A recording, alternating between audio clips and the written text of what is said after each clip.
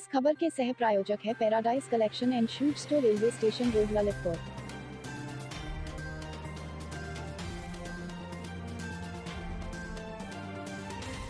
इस खबर की सह प्रायोजक संस्कार वैली एकेडमी स्कूल, महारानी रोड, मसौरा कला, ललितपुर। नमस्कार, ललितपुर लाइव टीवी में आप सभी का एक बार फिर से बहुत बहुत स्वागत है। ये डालते एक नजर ललितपुर जिले की कुछ प्रमुख और खास खबरों पर ललितपुर लाइव टीवी के इस फटाफट बुलेटिन में। तब तक आप बने रहिए ललितपुर लाइव टीवी के साथ।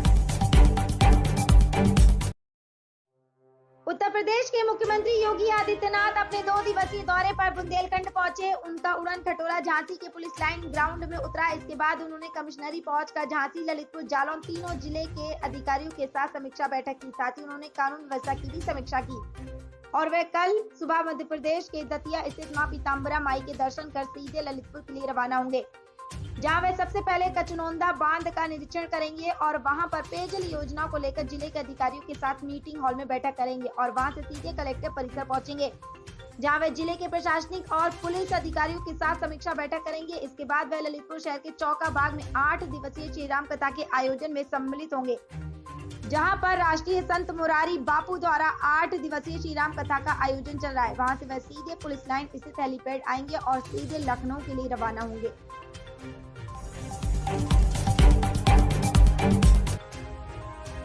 ललितपुर में कल प्रदेश के मुख्यमंत्री योगी आदित्यनाथ के दौरे को लेकर व्यापक तैयारियां जोरों पर चल रही हैं, जिसको लेकर ललितपुर पुलिस अधीक्षक निखिल पाठक का क्या है कहना, देखिए इस रिपोर्ट में। ललितपुर से मनोज जैन के साथ पंकज रैकवार की रिपोर्ट। मुख्यमंत्री जी का कल ललितपुर में भ्रमण है। भ्रमण के दौरान जिन जिन स्थलों पर वो जाएंगे वहाँ पे चाक चौबंद सुरक्षा के इंतजाम किए गए हैं। इसके अलावा जितने भी हेलीपैड्स, कुल 3 हेलीपैड बने हुए हैं, तीनों हेलीपैड पर सभी उच्चाधिकारियों द्वारा निरीक्षण किया गया है। रूट की जो व्यवस्था है, रूट व्यवस्था का निरीक्षण किया गया है। जिन स्थानों पर वो जाएंगे, भ्रमण करेंगे, उन स्थानों का निरीक्षण किया गया है, वहाँ सुरक्षा के इंतजाम किए गए हैं। इसके अलावा LIU को पूरी तरह से सतर्क कर दिया गया है। ट्रैफिक व्यवस्था पूरी तरह देख ली गई है और उन सभी स्थानों पर जहाँ पर CM साहब विजिट करेंगे, जहाँ पर वो आज आएंगे, जहाँ वो चीज़ देखेंगे, वहाँ पर सारी तैयारियाँ पूरी कर ली गई हैं।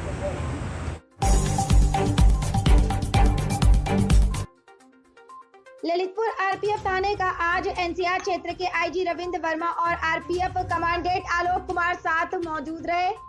RPF IG ने बताया कि ललितपुर में आपराधिक गतिविधियां देखी गई हैं, जिसके मद्देनजर उनका यहां आना हुआ है और स्टाफ फोर्स के लिए भी समीक्षा की गई है और अन्य बिंदुओं पर विशेष ध्यान दिया गया है और उन्होंने यहां RPF स्टाफ की कमी भी बताई है। उन्होंने बताया कि तीसरी लाइन के चलते तालबेट एवं बबीना में फोर्स निरंतर कार्य कर रही है। RPF थाने ललितपुर का मेरे द्वारा निरीक्षण किया गया। यह निरीक्षण वरीय अधिकारियों द्वारा समय समय पर किया जाता है और ख़ास करके ललितपुर RPF पोस्ट के क्षेत्राधिकार में इधर हाल में कुछ आपराधिक गतिविधियां हुई हैं। 3rd लाइन का कार्य चल रहा है, जिसमें OHE आदि की चोरी हुई और कुछ और भी आपराधिक गतिविधियां नोटिस में आई, तो उसमें RPF ने अच्छा काम भी किया है। एक गिरोह को भी पकड़ा है, जिसमें 6 लोग पकड़े गए हैं। तो इन आपराधिक गतिविधियों की समीक्षा करने के लिए और पोस्ट का निरीक्षण करने के लिए मैं आया हूँ। थाने में का जो क्षेत्राधिकार है और इसका आउटपोस्ट है बबीना और तालबेट, इनके चौकी प्रभारी भी आए हैं। थोड़ा स्टाफ की कमी है, लेकिन जो भी साधन उपलब्ध है उसका उपयोग हो रहा है और आगे जो आपराधिक गतिविधियां हो रही हैं उसके लिए जॉइंट टीम बनाई गई है। ललितपुर RPF एवं जो हमारी क्राइम इंटेलिजेंस विंग है और उसके अलावा RPSF भी इनको दिया जा रहा है कि जो बीच बीच में जो भी प्रभावित क्षेत्र है स्टेशन, वहाँ पे जा कर के निगरानी करेंगे और आवश्यकता के अनुसार रेड आदि करके अपराधियों की धर पकड़ करें। ललितपुर नगर में इन दिनों शाम को सड़कों के किनारे अतिक्रमण होने से लगातार जाम की समस्या होती जा रही है, जिसको लेकर पुलिस प्रशासन ध्यान नहीं दे रहा है और लोगों को निकलने में काफी कठिनाइयों का सामना करना पड़ रहा है और ट्रैफिक व्यवस्था पूर्णतः चौपट दिखती नजर आ रही है। ऐसे में यहाँ से निकलने वाले राहगीरों का निकलना दूभर होता जा रहा है।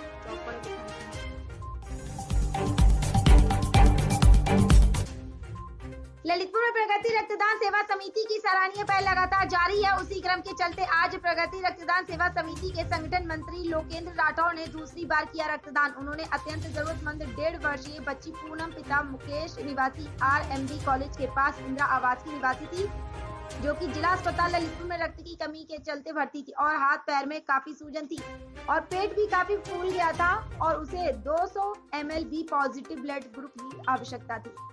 परिवार में कोई भी सदस्य रक्तदान करने योग्य नहीं था। जैसी इसकी जानकारी संस्था के प्रिंस राठौर द्वारा उपाध्यक्ष अमन राठौर को ही उन्होंने तत्काल लोकेंद्र राठौर से संपर्क किया, जिसके पश्चात लोकेंद्र राठौर ने ब्लड बैंक पहुंचकर अपना बहुमूल्य ब्लड बी पॉजिटिव रक्तदान किया। इस मौके पर प्रगति रक्तदान सेवा समिति के अध्यक्ष प्रिंस राठौर, उपाध्यक्ष अमन राठौर, मीडिया प्रभारी मनोज खटिक, प्रमुख सदस्य करण वर्मा, सदस्य वैभव श्रीवास, ब्लड बैंक से मनोज सोनी, दीपेश राजा आदि उपस्थित रहे और परिवार वालों ने समिति की सराहना की। ललितपुर जिले के मंडावरा में परिवहन विभाग द्वारा की गई छापेमारी में 2 ओवरलोड वाहन जब्त किए गए, जिन्हें ARTO ने चालान काटते हुए मंडावरा पुलिस के सुपुर्द कर दिया है। ललितपुर लाइव टीवी के लिए मंडावरा से प्रकाश राय की रिपोर्ट। ललितपुर जिले के थानाबाद क्षेत्र में कानून व्यवस्था को चुस्त और दुरुस्त बनाए रखने के उद्देश्य से थानाबाद पुलिस ने कस्बे के सभी प्रमुख चौराहों, बाजारों और अन्य सार्वजनिक स्थानों पर पैदल गश्त किया और कस्बा वासियों को भयमुक्त वातावरण बनाए जाने का भरोसा जताया। इस दौरान थानाध्यक्ष अवध नारायण पांडे और उप निरीक्षक उदयवीर सिंह, राकेश कुमार और राकेश सिंह सहित पुलिस बल मौजूद रहा। ललितपुर लाइव टीवी के लिए लक्ष्मण सिंह बुंदेला की रिपोर्ट। ललितपुर झांसी हाईवे के तालबेट क्षेत्र अंतर्गत हाईवे पर तेज रफ्तार जा रहा एक ट्रक अचानक ड्राइवर के संतुलन खो बैठने पर चढ़ गया और पलट गया। गनीमत रही कि ट्रक के आगे पीछे कोई वाहन नहीं चल रहा था, जिस कारण कोई भी हादसा नहीं हुआ, अन्यथा एक बड़ा हादसा भी हो सकता था। ललितपुर लाइव टीवी के लिए दीपू गुप्ता के साथ लक्ष्मण सिंह बुंदेला की रिपोर्ट।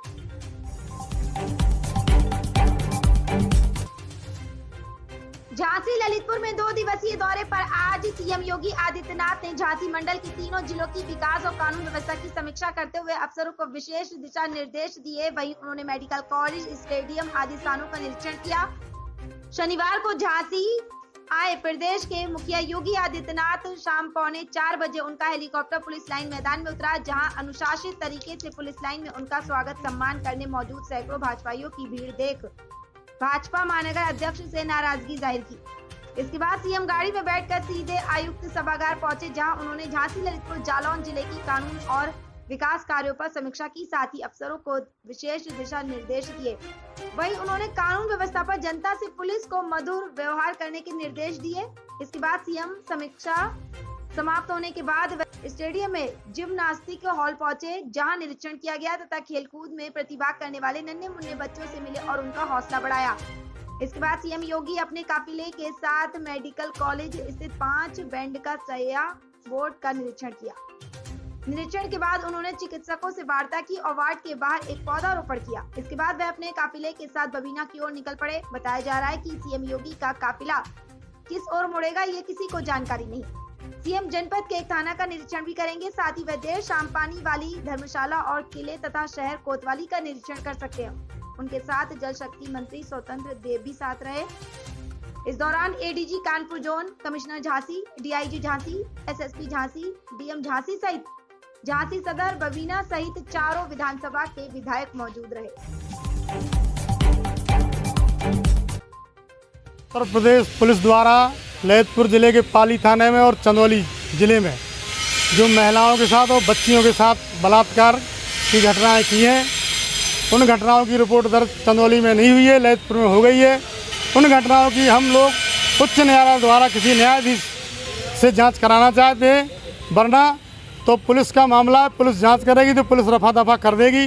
उसी के उसमें हम लोग पूरे उत्तर प्रदेश में आज आम आदमी पार्टी धरना प्रदर्शन और ज्ञापन दे रही है कि इसकी किसी उच्च न्यायालय द्वारा जांच कराई जाए, जिससे मामला सही हो, वरना पुलिस इस मामले को रफा दफा करने के लिए तैयार है और पीड़ित परिवार को मुआवजा दिलाया जाए, जिससे उनकी आगे रक्षा हो सके और जो इसमें दोषी पाए जाते हैं उनको सजा दी जाए।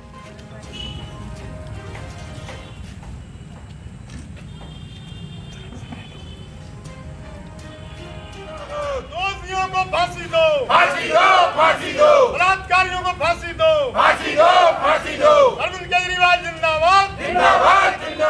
सच्चाई ये है कि जो महिला दरोगा थी उसके यहाँ एक महिला काम करती थी, मजदूरी करती थी, उसने अपनी तनख्वाह मांगी तो उसके ऊपर चोरी का इल्ज़ाम लगाया और उसको इतनी बुरी तरह से पीटा कि उसको निर्वस्त्र कर दिया, जो शर्मनाक है। और ऐसे महिला दरोगा को उस पर पद पर रहना नहीं चाहिए कि जो एक महिला की पीड़ा जानते हुए भी उस महिला को उत्पीड़न किया, इसको तो उसको सस्पेंड नहीं बर्खास्त होना चाहिए।